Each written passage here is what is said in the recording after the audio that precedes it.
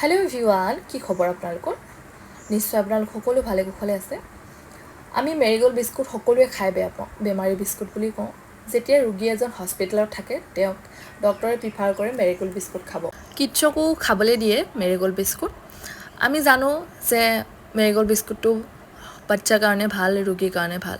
কিয়নো আমি এটো না ভাবো যে আমাৰ কাৰণেও ভাল আমি ভাবো আমি নিৰোগী আমি নাখাওঁ আসলতে খাব লাগে এই ভাল বস্তুবিলাক আসলতে এভয়েড কৰিব নালাগে